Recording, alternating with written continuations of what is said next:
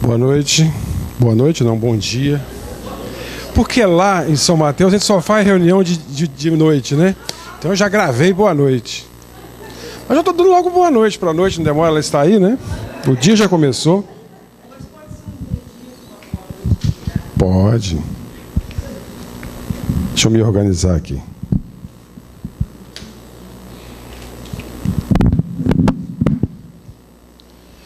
Bem, é sempre um prazer estar aqui entre amigos. A gente nota que a casa, cada vez que a gente vem, está melhor. A gente nota mesmo. Talvez vocês aqui não notem, porque vocês estão no dia a dia e não percebem. Mas a gente que de fora percebe isso. Essas crianças aqui na frente, na preparação do ambiente, o mestre Geraldo aqui no teclado, fantástico, muito bom. A gente não vê isso por aí, é muito difícil. São de parabéns mesmo. E para nós é um prazer imenso estar aqui a falar com vocês. E o objetivo do nosso estudo dessa manhã, já ia falar à noite outra vez, é trazer um pouco da história do Espiritismo, mostrar a importância de Allan Kardec na codificação espírita e informar em que contexto se deu a codificação.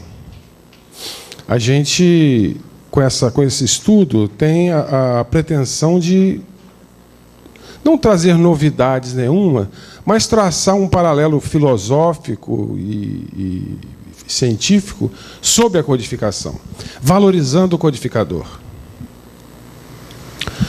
Allan Kardec nasceu na França, todos já acostumados a ouvir falar sobre ele, nasceu em Lyon, esteve duas partes distintas da vida dele, uma como professor Hippolyte, que publicou diversas obras da cultura francesa, e a segunda parte como Allan Kardec, quando ele escreveu o Livro dos Espíritos, a priori, e depois as outras obras que culminaram na doutrina espírita inteira. A gente, quando pega as obras de Allan Kardec hoje, principalmente o Livro dos Espíritos, que é a obra fundamental, é a obra filosófica da doutrina espírita, a gente não tem ideia, não faz ideia nenhuma, de que em que contexto foi escrito aquilo. Quais as dificuldades que o mestre Lyonês teve para trazer aquela ideia.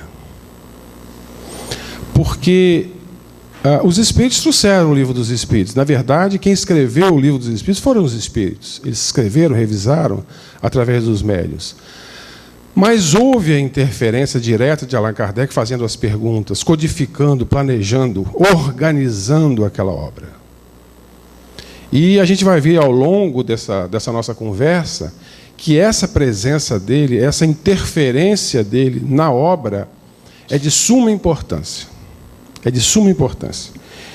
Bem, como surgiu essa ideia do Espiritismo?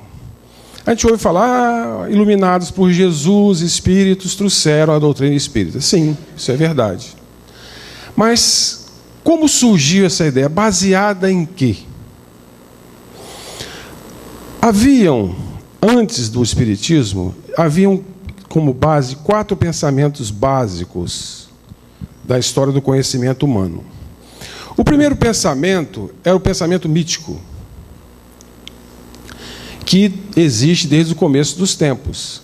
Foi a mitologia. O homem não tinha ferramentas para medir nada. Então, ele achava que as coisas aconteciam conforme ele olhava. Como ele não tinha ciência nenhuma, ele imaginava que as coisas acontecessem de tal ou tal maneira. Então, por exemplo, desprovido de ferramentas, ele tentava entender as forças da natureza, como dissemos. Daí surgiu a mitologia. A mais famosa, que a gente conhece já, né, de estudar, é a mitologia grega, que traz lá os seus mitos, as suas histórias e tal.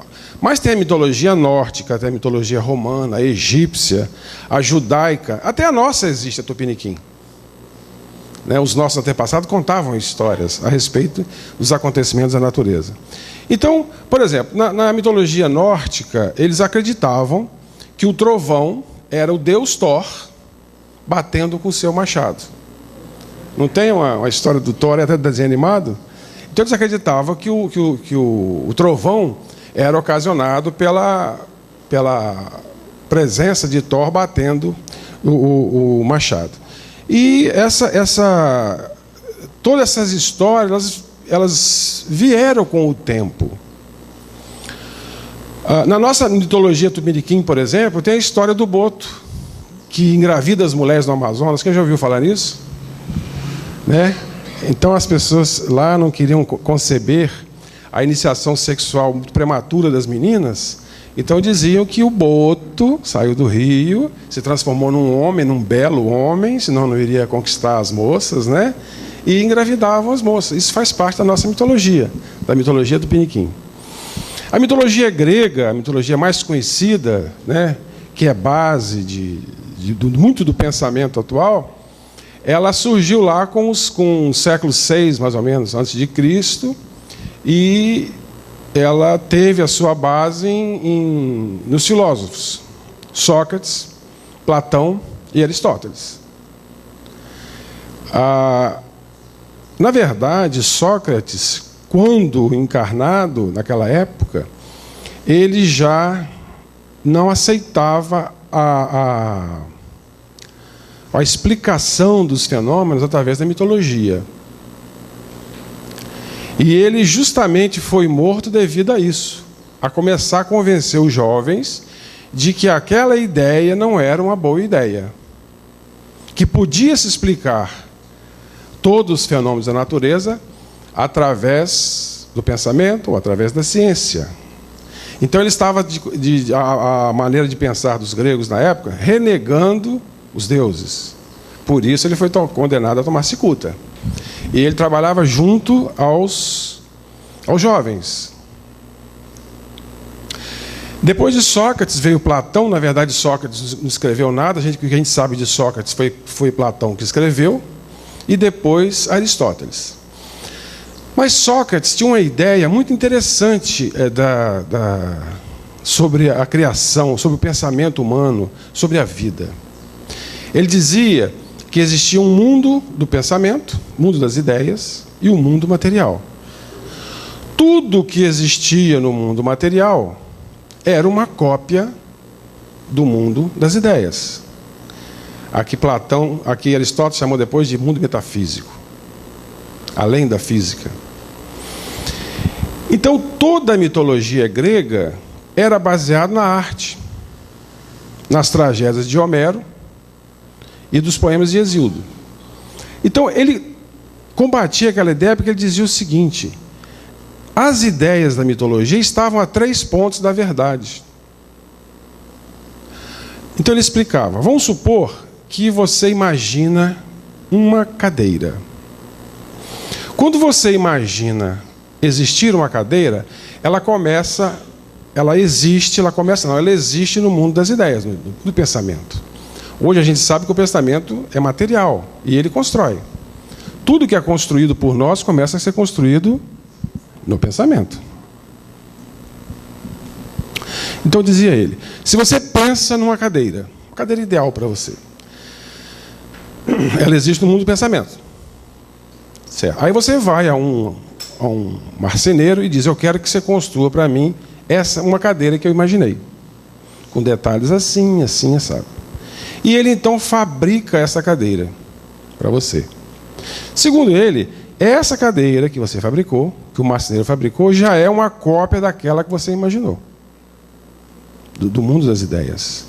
Então ela não é uma cadeira real como você concebeu, ela já é uma cópia da que você concebeu. Uma cópia imperfeita, portanto. Porque quando você passa para o marceneiro, ela é assim, assim, assim, assado, com esses e aqueles detalhes, você não consegue passar todos os detalhes na íntegra. Bem, se alguém faz um quadro copiando aquela cadeira, a arte daquele artista que pintou o quadro não é igual à própria cadeira, porque é a maneira como ele vê a cadeira. Por isso que Sócrates dizia que a mitologia estava a 3 pontos da verdade. A verdade estava no mundo das ideias, depois passou para o mundo material, depois passou pela interpretação do artista, que era Homero, que era Hesíodo. Por isso ele foi condenado.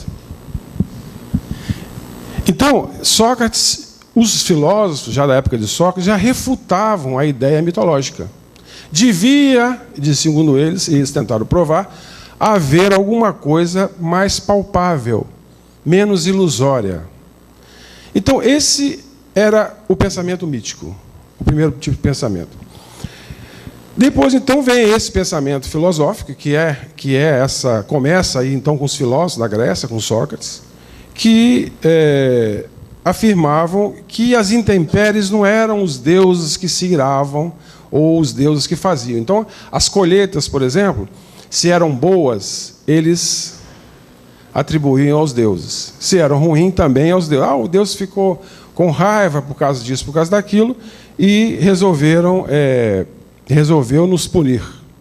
Então criaram as oferendas, os sacrifícios aos deuses, para que conseguisse o que eles intentavam. Muito bem. Baseado na razão e na lógica, eles também não tinham ferramentas para medir, mas iam então pensando. Essa então era a essência do pensamento filosófico, do segundo pensamento existente na época. Né? A segunda teoria do pensamento que adveio desse exercício de interpretar os fenômenos naturais. O terceiro é o pensamento religioso. Esse também surgiu há muitos anos antes de Sócrates, ou antes do pensamento filosófico. O pensamento religioso, a base dele é o pensamento mítico, aliado aos ritos, aos rituais. Quando você une a mitologia, a crença, aos ritos, você forma a religião. Esse pensamento religioso teve a sua maior força depois da introdução do cristianismo. Ele já existia totalmente espalhado por todo o mundo, principalmente no Oriente, naquela parte ali da Grécia. E depois, com o cristianismo, ele é unido, porque a grande missão do judeu foi trazer a ideia do Deus único, para preparar as cabeças e os corações para receber o cristianismo. Quando o cristianismo é aceito por Roma como religião oficial, se institui então essa religião nova, com essa ideia do Deus único. Bem, mas continuava-se então, ainda sem ferramentas, a se acreditar que todas as intempéries eram por causa da ira divina. Então as pessoas faziam promessas, e ainda naquela época, antes de Jesus, faziam sacrifícios a Deus para que a colheita fosse boa. Ainda hoje a gente encontra pessoas que fazem promessas, não encontra? Muitas pessoas ainda fazem promessas para isso, para aquilo, não é? Não é verdade? Se meu filho passar no vestibular, eu vou parar de comer chocolate 1 ano. Olha que promessa mais interesseira. Tá com um excesso de fofura, aproveita a ideia do vestibular, né? Se a filha passar, já emagrece 1 ano, já fica... Não, mas é promessa, eu não posso. Então, ainda existe essa coisa de promessa. Então, para explicar o que se passava, os tormentos, os sofrimentos, criaram-se então a ideia do paraíso, do inferno e dos castigos eternos. Isso é uma criação da ideia religiosa, da ideia do pensamento religioso. Essa ideia ela teve como ápice Santo Agostinho e São Tomás de Aquino, que uniram a religião ao pensamento filosófico. Eram 2 filósofos que tentaram explicar, e até conseguiram explicar, a ideia de Deus sem a fé, somente a fé. Eles não precisavam para eles de provar para eles próprios que Deus existia, mas conseguiram provar através de pensamentos, de filosofia sobre a existência de Deus. Só que foi uma época terrível. Foi uma época de trevas, porque a religião católica dominou o mundo e tudo era feito conforme a religião católica, pelo menos no Ocidente.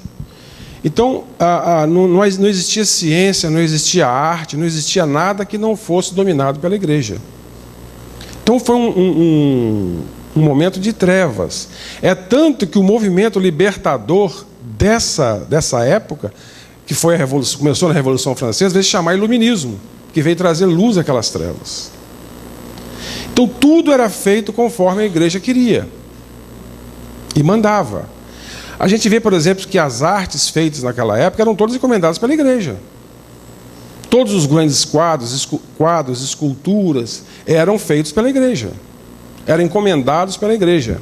A igreja pedia ou pagava aos artistas para reproduzir a Santa Ceia, ou a criação do universo, aquelas coisas todas, porque a maioria das pessoas não sabiam ler. Então elas chegavam na igreja e viam os quadros e imaginavam como seria aquela situação narrada pela Bíblia. Já existia, né? Naquela época, foi juntada pela própria religião católica. A Bíblia foi criada pelos católicos, foi uma junção de livros, o nome já diz, é uma enciclopédia de livros, criada pela religião católica. Então, a partir dela e dessa fundamentação religiosa, eles tentavam explicar a todas as intempéries, todos os nossos problemas, através desse pensamento religioso. Criando, então, se você fizer certo, você vai para o céu, se fizer certo, você vai para o céu, se fizer errado, você vai para o inferno, você vai ser castigado, etc, etc e tal. Então, esse era o pensamento religioso. Depois, então, o quarto pensamento é o pensamento científico. Com a libertação dessa dominação da igreja, nos anos de 1500, mais ou menos, 1550, os filósofos, os cientistas começam, então, a tentar colocar a ideia científica no pensamento da época. Só que era muito difícil se abandonar o pensamento religioso, porque a força da igreja era muito grande. Nessa época, então, o primeiro que aparece com a ideia um pouco diferente é Galileu Galilei, que era um filósofo, e ele criou o método científico experimental. E ele começa, então, devagarinho, aí tentando desvincular a ideia da natureza, ou a ideia de Deus, da ideia religiosa. Ou seja, tentar explicar Deus fora da ideia religiosa. E olha o que Galileu diz nessa frase. A discussão dos problemas naturais deve começar pelos experimentos e não pelas escrituras. Dizer isso naquela época era muito perigoso, que podia ir para a fogueira. Ele disse mais: ciência e fé não interferem uma na outra, pois ambas trabalham em planos diferentes. A fé trabalha e fala de um plano metafísico do mundo, enquanto a ciência age sobre o mundo físico. Então você vê que ele não despreza a fé, ele diz, olha, tem uma separação. A fé trata do mundo metafísico e a ciência trata do mundo físico somente. E ele diz ainda, a natureza é o livro da ciência, e para ler esse livro necessitamos da experiência direta sobre a natureza. É nessa experiência que encontraremos a verdade. A natureza não nos engana. Nós é que podemos nos enganar se não a observarmos de forma correta e com os instrumentos necessários a essa observação. Olha como é que ele respeita o que a religião diz, mas diz, não, para a gente estudar a natureza, nós temos que ter estudos físicos. Não podemos misturar as coisas. Então, acontece determinada coisa porque Deus quis? Sim, mas existe uma explicação. O que ele queria dizer era isso. Existe uma explicação e nós podemos chegar a ela. Basta que nós observemos a natureza. Essa é a ideia científica. E é até hoje. A gente costuma ouvir muito as pessoas dizer que o cientista ele é contra Deus. Mas não é. O cientista não é contra Deus. A gente vai estudando na história, a gente vai vendo que nenhum cientista, a maioria dos cientistas, não renega Deus. E a gente vai ver alguns cientistas falando sobre Deus aqui na frente. Bem, então, começando nesse pensamento científico que Galileu Galilei trouxe, em 1783 vem então a Revolução Francesa. E traz uma nova visão do mundo. A França, na época, era o centro da Terra. Para lá iam todas as grandes inteligências. Então, de lá, então, é deflagrada a Revolução Francesa, que intentava fugir da ideia religiosa, que era achar explicações científicas para os fenômenos naturais. Já se tinha, nessa época, alguns instrumentos de medição. Ora, não é difícil de se notar que nessa época, que a gente chamou de época negra da humanidade, onde a religião católica tomou conta da Terra inteira, que os espíritos cientistas não quisessem reencarnar, porque eles não podiam fazer nada. Com a Revolução Francesa trouxe novas luzes. Então, a gente percebe pela história que a partir dessa época reencarnam muitos espíritos dedicados à ciência e às artes. Porque eles percebem do mundo espiritual a possibilidade de virem aqui trabalhar em prol da ciência e das artes. Antes era encarnar para não fazer nada, para viver oprimido. Então, a partir dessa época, começam a chegar, principalmente na França, muitas inteligências voltadas para a ciência e para a arte, por causa da liberdade que seria ocasionada pela deflagração da Revolução Francesa. Então, por exemplo, na época de Napoleão, ele é visitado por Laplace, que era um cientista, e o Laplace levou a Napoleão um livro que ele escreveu chamado A Mecânica Celeste, de 1800 e princípio de 1800. Ele escreveu esse livro que explicava como funcionava o cosmos e ele queria que Napoleão lesse o livro. Só que Napoleão já tinha ouvido falar do livro. Olha como é que foi o diálogo dos dois. Laplace no palácio e Napoleão lá. Então, Laplace implora a Napoleão para aceitar uma cópia do seu livro. Napoleão era mestre em perguntas desconcertantes. Napoleão era muito inteligente. E ele gostava muito de desconcertar com as perguntas. Então ele diz assim: disseram que você escreveu esse livro sobre o universo e não menciona o seu Criador. Porque Laplace não menciona Deus no seu livro. Aí Laplace diz a ele: não precisei dessa hipótese.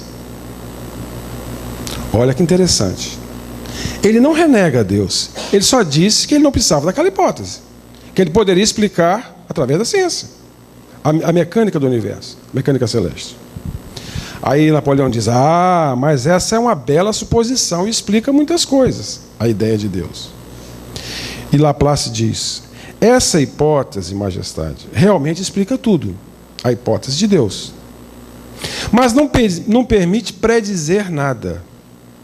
Como um estudioso, eu devo fornecer a você trabalhos que permitam predições. Laplace, então, definiu a ciência como uma ferramenta de predição. Então, a ciência ela tem que predizer. Deus existe, é criador de tudo? É. Mas a ciência não parte dessa hipótese. Ela quer explicar.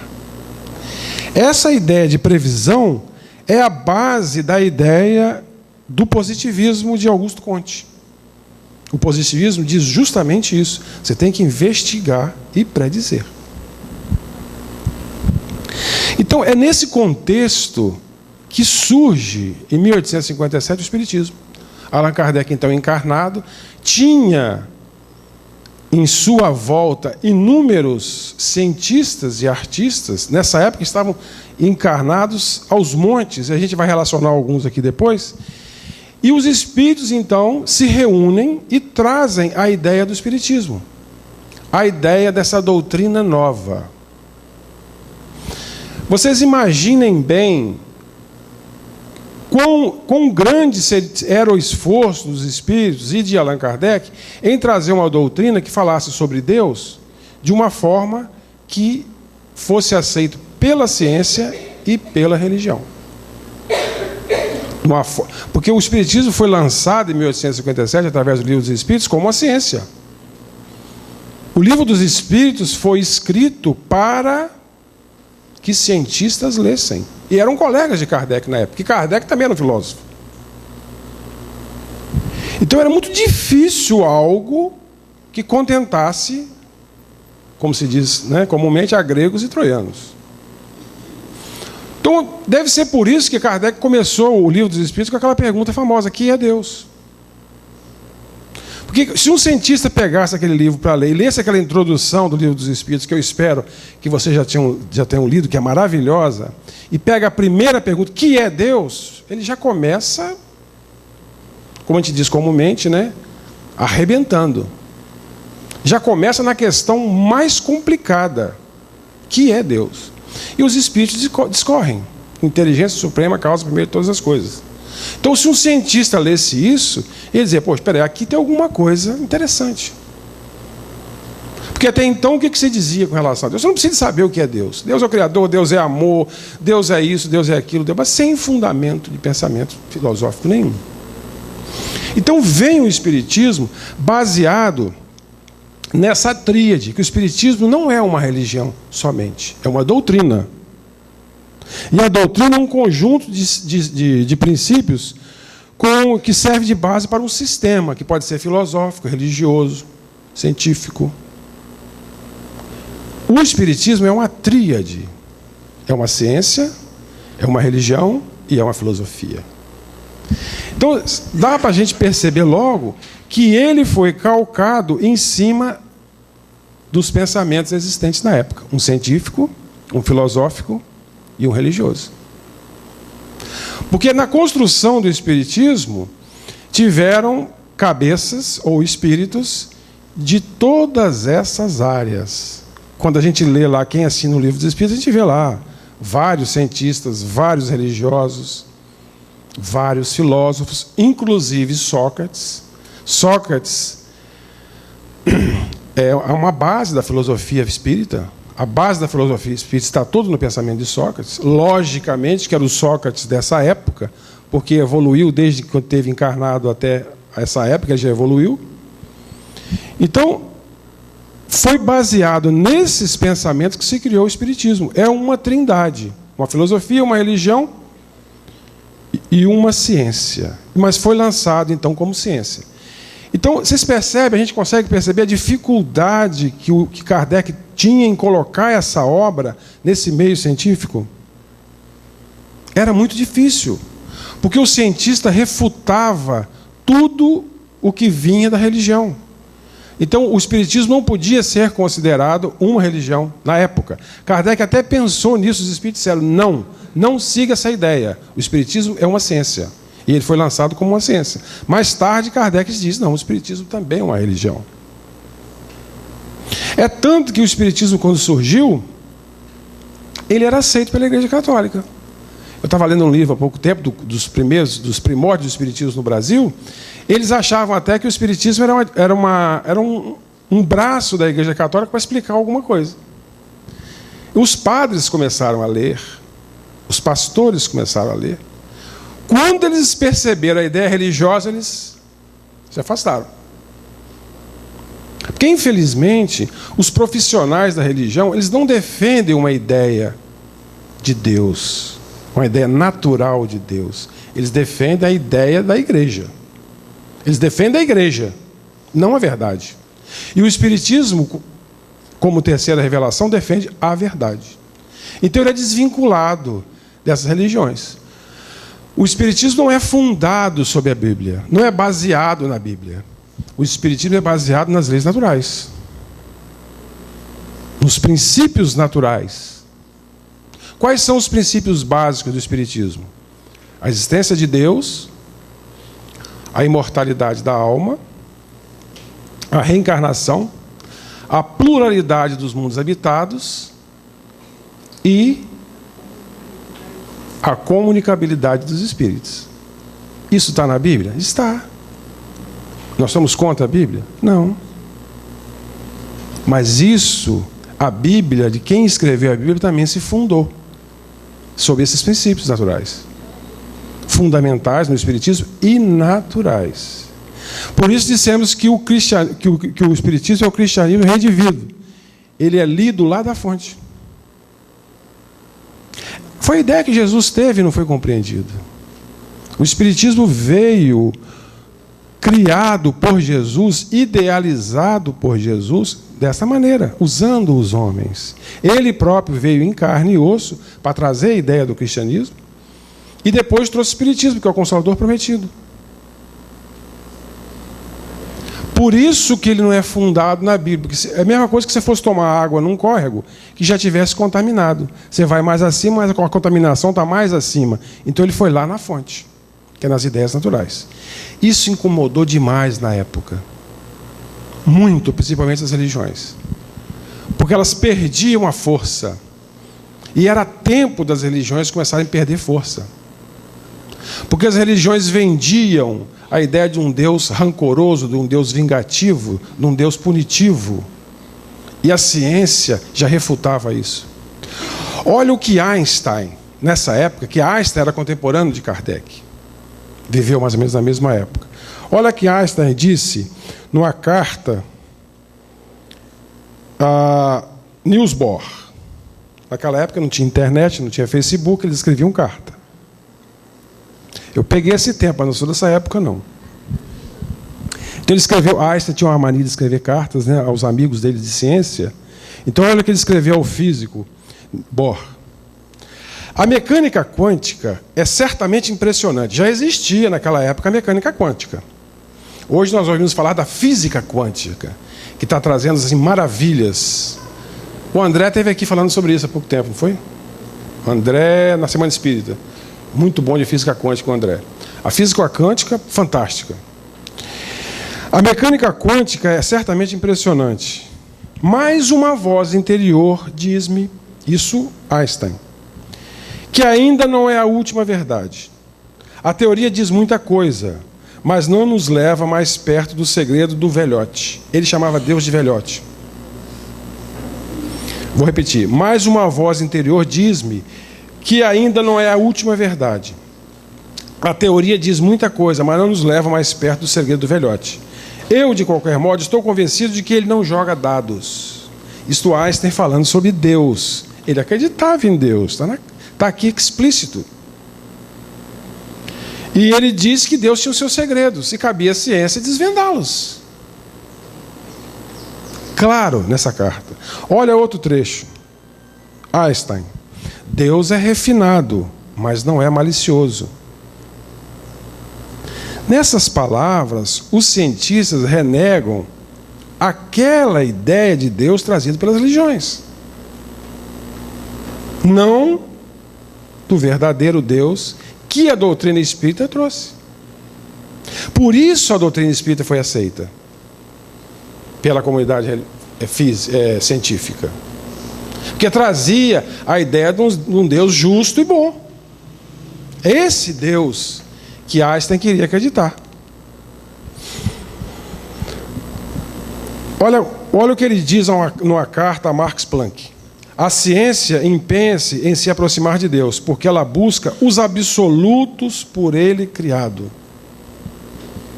Ele diz aqui claramente que Deus é o Criador. Einstein. E todos os cientistas acreditavam nisso, que existia um Deus. Eles renegavam aquele Deus da religião. Um Deus que não tinha como se conceber. As ideias da Bíblia não fecham. Você não consegue juntar todas as ideias da Bíblia num pensamento só, elas divergem.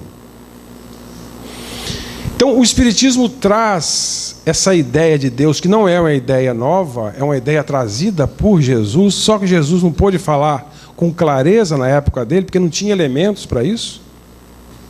Então, o Espiritismo traz essa ideia nova, consoladora. E não imposta. Agora nós podemos pensar sobre as questões, porque temos a ciência, e a ciência do pensamento. Então a gente pode pensar e pode deduzir, refutar algumas coisas e acolher outras. O problema é que esses pensamentos que nós trouxemos no começo, eles ainda estão vigorando na cabeça de muita gente. Ainda tem muita gente que faz promessa a Deus, que trata Deus como um ser mitológico. E existe demais. Daí a dificuldade de se construir uma ideia nova, ou seja, a ideia espírita. Porque é preciso se esvaziar dessas ideias antigas para se aceitar uma ideia nova, uma ideia com bases científicas. Então, a comunidade científica da época, os colegas filósofos e cientistas de Kardec, precisavam de ler alguma coisa nesse sentido. Então, é trazido o Livro dos Espíritos e essa comunidade aceita. Nós trouxemos aqui alguns que viveram nessa época, que leram o Livro dos Espíritos em primeira mão, só para a gente relembrar nosso tempo de escola. Quer ver? Faraday, quem lembra? Que inventou o dínamo, estava encarnado nessa época. Madame Curie e Pierre Curie, os dois que estudaram radioatividade, prêmio Nobel de pesquisa. Hertz, quem lembra de Hertz? Quem que fez Hertz? Ondas de rádio, que é medida em Hertz. Estava encarnado nessa época. Charles Darwin, naturalista, esse todo mundo lembra. Evolução das espécies. Robert Bunsen, do famoso bico de Bunsen, quem estudou química, ele desenvolveu um bico, né, de aquecimento, chamou-se bico de Bunsen. Ele não inventou, ele desenvolveu. Mendeleev, quem lembra? Tabela periódica, foi inventada nessa época. Pasteur, todo mundo lembra, né, do leite pasteurizado. Química e medicina. Augusto Comte, já dissemos, do positivismo. Karl Marx e Engels, pensadores e filósofos. Trouxemos alguns aqui, muito poucos, que vieram, que pegaram essa ideia e aceitaram essa ideia de primeira leitura. Há uma teoria de que Karl Marx foi contemporâneo de Kardec. Uma teoria não, ele foi contemporâneo de Kardec, viveu na França, estava exilado na França nessa época, e há uma teoria trazida por Clóvis Nunes, de que ele conviveu com Kardec. Porque há umas referências de alguns autores que debatiam as ideias de Karl Marx, que dizem que ele estava metido com o negócio de mesas girantes. E, segundo Clóvis, ele participou de uma reunião, que é uma reunião mediúnica, que está escrita no livro Obras Póstumas. Foi escrito depois da morte de Kardec. Eles juntaram alguns escritos de Kardec. E os espíritos se referem a um indivíduo que estava ao lado de Allan Kardec, que eles chamam Kardec chama de senhor M, e não dá o nome. Então, dever de casa para vocês. Vão lá em Obras Póstumas e procure esse trecho onde Kardec conversa com os espíritos falam com ele sobre a missão dele. E os espíritos apontam com a cesta para esse indivíduo chamado, que ele chamou, Kardec colocou de senhor M. E disse que ele faria uma revolução sem guerra de ideias, que iria destruir muita coisa para que o Espiritismo viesse construir. O que o socialismo veio destruir? Essa ideia de castas. Porque o Espiritismo ele tem bases socialistas.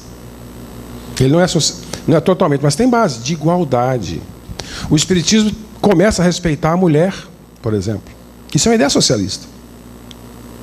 Então os espíritos dizem a M, ao senhor M, você irá trazer uma revolução. Então, depois dizem a Kardec, se afaste dele, porque ele será alvo de perseguições. Então Então há essa possibilidade. Bem, o Clóvis prometeu lançar um livro falando sobre isso, nós estamos esperando. Clóvis Nunes, não demora, aparece por aí. Vai vir aqui em Colatina. Então, era esse povo que os espíritos tinham que servir com essa ideia nova. Era muito difícil convencer esse pessoal. Essas pessoas, esses cientistas, eram pessoas muito inteligentes, muito dadas à ciência e ao pensamento. E essa primeira barreira foi transplantada. O espiritismo foi aceito. Bom, o espiritismo foi aceito, veio para o Brasil, né, se fixou no Brasil. Nós somos hoje o maior país espírita do mundo. E hoje, por incrível que pareça, existem doutores em sociologia, existem doutores em ciências da religião que estão estudando o espiritismo. Os espíritos já falaram há muito tempo da necessidade de se fazer isso. Só que nós espíritas entendemos que estudar espiritismo é pegar as obras e começar a estudar aquilo e fazer cursos daquilo. Sim, isso é muito bom. Mas o espiritismo precisa ser estudado pela ciência, através de cientistas. Por que isso? Porque muita coisa ainda está encoberta. O que nós conhecemos é a ponta do iceberg. O pensamento vivo de Allan Kardec ainda não apareceu. Muita coisa há de vir. E virá pela ciência. Nós tomamos alguns caminhos que não nos levaram muito adiante. Como, por exemplo, aquelas reuniões mediúnicas, onde se materializava espíritos. Você pode materializar o espírito da mãe do indivíduo, ela vem, conversa com ele, conta detalhes sobre a vida dele, mas ele não vai acreditar na reencarnação por causa daquilo. Ele não vai acreditar na comunicabilidade dos espíritos.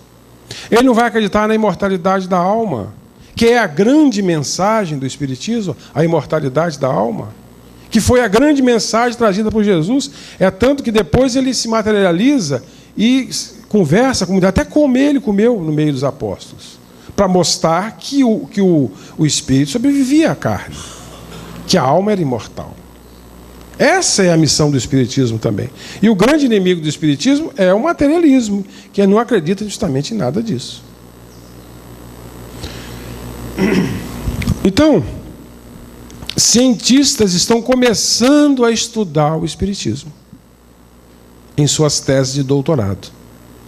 Isso vai realmente trazer essa ideia com força. Porque não adianta curar para convencer. A gente já viu quantos médiuns curadores vieram. As ideias trazidas pelo Chico já, ainda assim, converteram muitas pessoas a estudar o espiritismo. Mas a grande massa só virá pela ciência. Porque a ciência vai arrastar, não tem jeito. A ciência sempre arrastou. E aqueles que vão ficando para trás, vão ficando mesmo. Ou eles se atualizam ou vão ser passados por cima. O progresso vem como um rolo compressor. E nesse tempo que nós estamos vivendo, nós temos notado muito isso. Que as pessoas estão ficando para trás. A tecnologia avança com muita rapidez. E as pessoas ficam para trás. Outro dia eu estava na fila de um caixa eletrônico e tinha uma mulher. Pelo amor de Deus, eu não consigo mexer nisso. Chama uma pessoa lá, não tinha ninguém. Não era 11 horas ainda. E ela não conseguia. Mas a gente tinha que fazer um negócio mais fácil. Vai ter que encarnar outra vez para aprender a mexer no caixa eletrônico, no computador. Né? Os meninos não. Pega 3 anos, ele vai lá, tu ensina. Né? Já estão formatando o computador. É o progresso. É a coisa que eu tenho mais medo, é de ficar velho assim. Tenho mais medo. Ficar doente eu não tenho, mas de ficar assim, passar. Eu não quero passar. Eu acho que nós não devemos passar. Nós temos que estar sempre atuais. Então, o espiritismo precisa disso, de estudo. Então nós trouxemos aqui alguma coisa muito pouquinha, muito pouca, de que os cientistas estão falando. Cientistas, não espíritas. Vejam só. Doutora em antropologia da Universidade Federal do Paraná, doutora Sandra Stuhl. Alguém já ouviu falar? Digitem lá no Google, Sandra Stuck, vocês vão ver quem é Sandra Stuck. Não é espírita. O mais importante é que ela não é espírita. Escreveu um livro chamado Espiritismo à Brasileira, que foi baseado na sua tese de doutorado.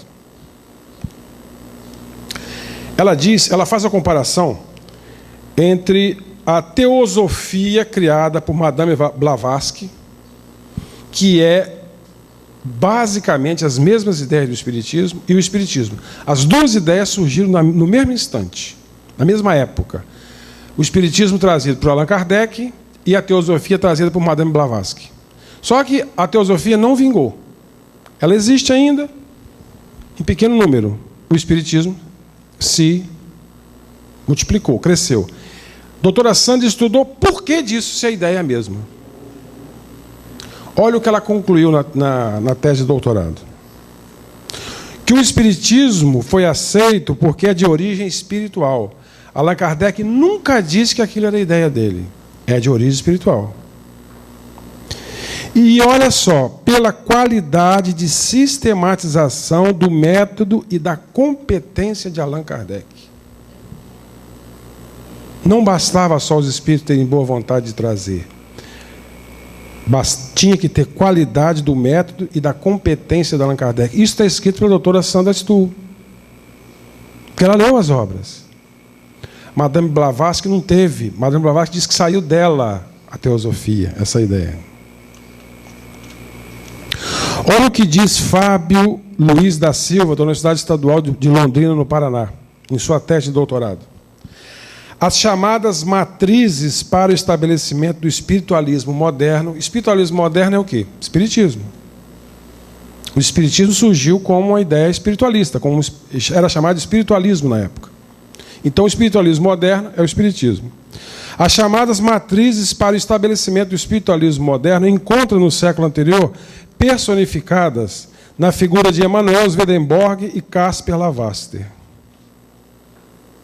O primeiro, professor de teologia da Universidade da Suécia, esteve envolvido em experiências místicas e recebeu mensagens espirituais anunciando a nova revelação. Isso, Fábio dizendo, na sua tese de doutorado. O segundo foi pastor em Zurique, Caspar Lavaster, realizando diversos trabalhos sobre a constituição da alma, inclusive sobre a possibilidade de comunicação entre os chamados vivos e os ditos mortos. Quando nós vamos estudar estudo sistematizado do Espiritismo, a gente estuda sobre Emanuel Swedenborg. Foi um médium. Era um professor da Suécia, da Universidade de Uppsala, e era médium. E ele disse que a nova revelação viria. E ele trouxe bastante coisa, uma base bastante substancial do que seria o Espiritismo. Como ele tinha uma comunicação com o mundo espiritual muito ativa, era um médium de alta potencialidade, ele já revelou a chegada do Espiritismo antes mesmo dele chegar. E ele escreve na codificação através dos médiuns para Allan Kardec. Pode pegar na codificação, que tem lá várias mensagens de Swedenborg. E esse pastor, chamado Caspar Lavaster, que foi exilado devido a ele manter as suas ideias sobre a verdade. Porque a verdade incomodava as ideias da igreja, ou da igreja protestante da época. E ele se mantém fiel a essas ideias. E ele então é exilado. Chamava-se Caspar Lavaster. Você sabe quem foi Caspar Lavaster? Manuel Filomeno de Miranda, no seu livro Tormentos da Obsessão, diz que Caspar Lavaster foi uma das encarnações de Eurípides Barçanufo. Manuel Filomeno de Miranda que diz. Por isso a gente pode repetir, que é fonte fidedigna. Veja bem, ele como Caspar Lavaster, pastor em Zurique, preparando o terreno para vir o Espiritismo.